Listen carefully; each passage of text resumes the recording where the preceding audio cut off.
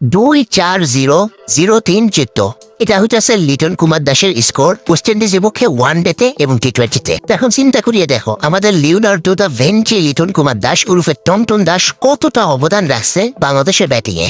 এখন শুনবা এই দুর্দান্ত লেভেলের অবদান রাখার পর সে এই 6 ম্যাচ দ্বারা কত টাকা ইনকাম করছে তাহলে শোনো। শোনার আগে যাদের মাথা গরম তাদেরকে বলতেছি আশপাশে যদি কিছু থেকে থাকে সেগুলো সরায় রাখো, কেননা 100% তোমরা ভাঙাভাঙি করবা। তো চলো এবার বলি, আমাদের Leonardo da Vinci Liton Kumar Das ওরফে টনটন দাস এই 6 ম্যাচে ইনকাম করছে প্রায় 15 লক্ষ টাকার মতো। তার এই 6 ম্যাচে কি অবদান ছিল? টি-20-তে 0-3-14, ওয়ানডেতে 2-4-0। এই ছিল আমাদের টনটন দাসের অবদান বাংলাদেশের ব্যাটিং এ। এগুলা করে সে 15 লক্ষ টাকার মতো ম্যাচ ফি পাইছে। ওয়ানডেতে প্রায় 3 লক্ষ টাকার মতো ম্যাচ ফি, তো 3টা ওয়ানডে খেয়েছে 9 লক্ষ টাকা।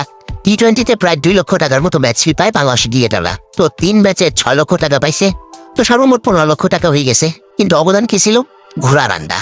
এখন তো আমার ভয় লাগতেছে বাংলাদেশে ঢুকার সাথে সাথেই এই ক্রিকেটারদের আবার আমাদের ক্রীড়ামন্ত্রী আসিফ মাহমুদ এবং আমাদের বিসিবি প্রধান ফারুক আহমেদ 20 টাকার চেক পিছনটা কোন সময় যেন পয়সা দেয়। কারণ ওই যে ওয়েস্ট ইন্ডিজে হোয়াইট ওয়াশ করছে টি-20-তে, তার জন্য তো 20 টাকার পুরস্কার তো অবশ্যই পিছনে ভরতে হবে ক্রিকেটারদের। কিন্তু পরের সিরিজে যখন এই টিকটকার বাহিনী ফেল হবে তখন তাদের কাছে কোনো কৈফিয়ত নেওয়া হবে না। কিন্তু বছরে 2-1টা যে সিরিজ জিতে বা হোয়াইট ওয়াশ করে তখন তাদের পিছনে 20 টাকার চেক ভরে দেওয়া হয়। কেন ভাই, টাকা কি গাছে ধরে নাকি তোমাদের পিছনে ধরে?